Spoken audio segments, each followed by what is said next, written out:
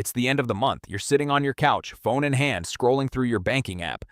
You scroll through the charges: grocery store, gas station, coffee shop, restaurant, phone bill, another restaurant, another coffee shop, online order you barely remember.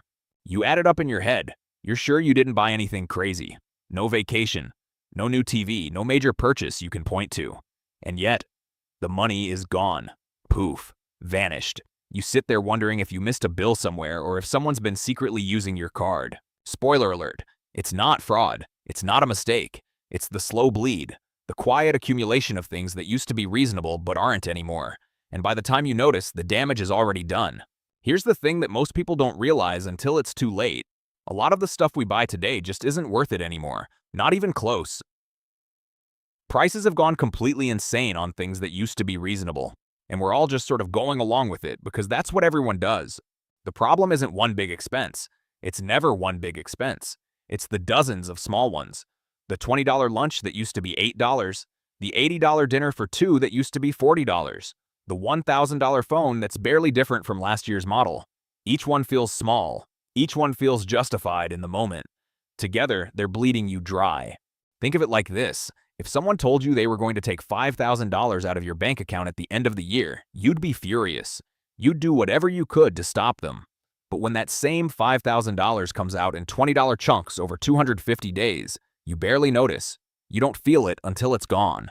Companies have figured this out. They know they can charge more, and people will still pay. So they keep raising prices, and we keep paying because we're too busy to notice, or too tired to cook, or too embarrassed to say no when friends want to go out.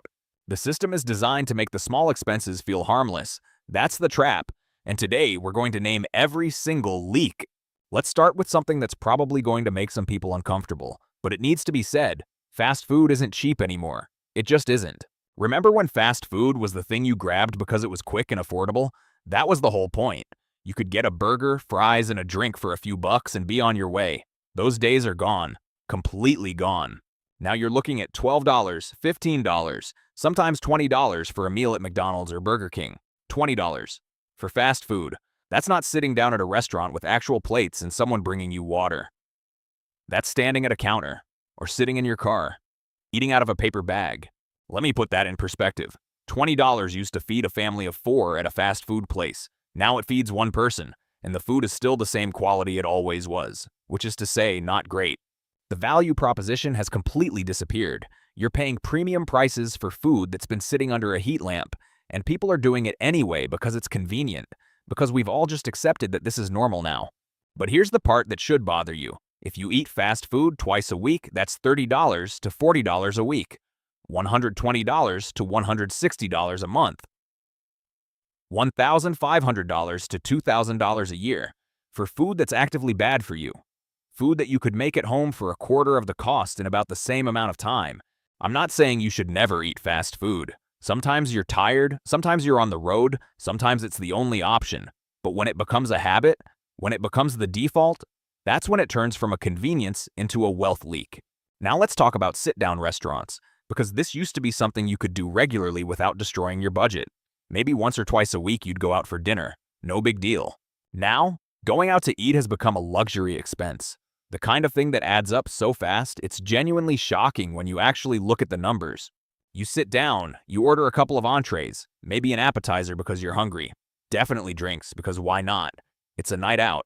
By the time the bill comes, you're looking at $60, $70, $80 for 2 people. For one meal, at a place that's not even fancy, just a regular restaurant. Then you add the tip, because of course you're tipping, and suddenly you've spent $100 on dinner. $100. That's gone. Forever. You can't get it back. It's not like you bought something that holds value. You ate some food, had a conversation, and now it's over. Don't get me wrong. There's nothing wrong with enjoying a meal out. Celebrations matter. Connection matters. But when you're doing this multiple times a week, that's not celebrating. That's just spending. If you're eating out 3 times a week, you're looking at $300 to $400 a week, $1,200 to $1,600 a month, $15,000 to $20,000 a year on food. Food you could have made at home for a fraction of the cost. I'm not saying it has to be perfect. I'm not saying you need to become a gourmet chef. But could you cook at home 3 nights a week instead of going out? Could you save the restaurant meals for weekends and special occasions? Could you cut that $20,000 a year down to $5,000? That's the difference between being broke and building wealth. It's not complicated, it's just math. Now, let's talk about something that might be the biggest wealth killer in America: new cars. This one drives me crazy because the math is so obvious, and yet people keep doing it. Buying a new car is one of the worst financial decisions you can make. I'm not exaggerating. The moment you drive a new car off the dealer's lot, it loses about 20% of its value instantly. You haven't even made it home yet. You're still on the highway, and you've already lost thousands of dollars. Then it keeps depreciating, losing more value every single year. Meanwhile, you're probably making payments on it because most people finance cars these days, so you're paying interest on top of the purchase price. And the thing you're paying for is actively becoming worth less and less. It's the opposite of an investment. An investment grows in value over time. A new car does the opposite. It's like buying a block of ice in July and watching it melt. And people do it because they want that new car smell. They want the feeling of having the latest model. They want people to see them driving something current. Status stuff. Which is fine if you're rich and money doesn't matter to you. But if you're a normal person trying to build wealth, buying new cars is going to keep you poor. Just straight up. Here's the alternative. Buy a car that's 3 or 4 years old. It's going to be just as reliable. It's going to get you to the same places, and it's going to cost half as much, sometimes less than half. The depreciation has already happened. Someone else took that hit. They paid for the new car smell. You're getting the same vehicle without the financial penalty. But people don't want to hear this because they've convinced themselves they deserve a new car. They work hard. They should treat themselves. Except treating yourself to a new car means you're treating yourself to being broke for the next 5 years while you make payments. Let's talk about clothing, specifically branded luxury clothing, designer stuff. Look, I'm not saying all expensive clothing is a waste. Sometimes you need quality items that last. A good pair of boots, a well-made coat. Things like that can be worth spending more on because they'll last for years and actually save you money in the long run. But that's not what most people are buying when they buy expensive clothing. They're buying logos. They're buying brand names. They're buying the ability to tell people they own something from a luxury brand. You can buy a plain white t-shirt for $10, or you can buy essentially the same t-shirt with a designer logo on it for $200. Same cotton, same factory, probably. The only difference is the logo, and people will pay that $200 because they think it makes them look successful. Here's the truth. Nobody actually cares what brand your t-shirt is, except you. They might notice the logo, sure, but it's not changing their opinion of you. You're just out $190 extra for no real reason. This applies to so much. Designer jeans, luxury handbags, expensive sneakers. The quality difference between the luxury version and a normal version is usually pretty minimal. What you're paying for is the brand recognition, and that's fine if you have money to burn. But most people doing this don't. They're going into credit card debt to buy designer clothes because they think it's important. It's not. It's marketing. It's advertising convincing you that you need these things to be worth something as a person. You are not your clothes. Your worth is not your watch. The logo doesn't make you, and the people who matter in your life don't care what brand you're wearing. Now let's talk about vacations, another one that's gotten completely out of control price-wise. Taking a vacation used to be pretty affordable if you were smart about it. You could find decent flights, stay at a budget hotel, eat at inexpensive local places, and have a good time without spending a fortune. That's gotten way harder. Flight prices are insane now. Hotels are insane. Even the budget options are expensive compared to what they used to be, and people are still taking these elaborate vacations they can't afford because they feel like they have to. They see everyone else posting vacation photos on social media, and they think they need to do the same thing. So they book a trip they can't really afford, put a bunch of it on credit cards, and then spend the next year paying it off with interest. Look, travel can be great. Seeing new places, experiencing different cultures, getting out of your routine. All of that has value. But not if it's putting you in debt. Not if it's preventing you from saving money or investing for your future. There's this attitude that you have to travel while you're young. You have to see the world. You have to collect experiences. And sure, experiences are valuable. But you know what else is valuable? Not being broke. Not being stressed about money all the time. Not having to work until you're 70 because you spent all your money on vacations in your 20s and 30s. Maybe the better approach is to take smaller trips closer to home. Explore your own region. Find free or cheap things to do. Save the expensive international travel for when you can actually afford it without going into debt. But that's not what people want to hear. They want permission to spend money they don't have on experiences they think they need. And that's how you end up with credit card debt that follows you for years. While we're talking about leaks, let's address subscriptions, streaming services specifically. Everyone has like 5 or 6 of them now. Netflix, Hulu, Disney+, HBO Max, Amazon Prime, Apple TV, Peacock, Paramount+, whatever else exists. Each one is only $10 or $15 a month, which doesn't sound like much. But when you add them all up, you're paying $60, $70, $80 a month just for streaming services. That's close to $1,000 a year. For television, think about how much of that content you're actually watching. You're probably using 1 or 2 services regularly and barely touching the others, but you keep paying for all of them because you might want to watch something on them eventually. That's $1,000 a year for the privilege of maybe watching something someday. Money that could be going toward literally anything else. Investments, savings, paying off debt. And cable is even worse. People are still paying for cable somehow. Even though everything is available streaming now, they're paying $150 a month for cable packages with hundreds of channels they never watch. That's $1,800 a year for channels they scroll past. But people keep doing it because that's what they've always done. They haven't bothered to cancel it and figure out a cheaper alternative, so they just keep paying. It's not just streaming either. People do this with gym memberships. They sign up for a gym, pay $50 or $60 a month, go for the first 2 weeks, then never go again. But they keep paying because canceling feels like admitting defeat. That's another $600 a year gone. Money that could have been invested, saved, used for something that actually matters.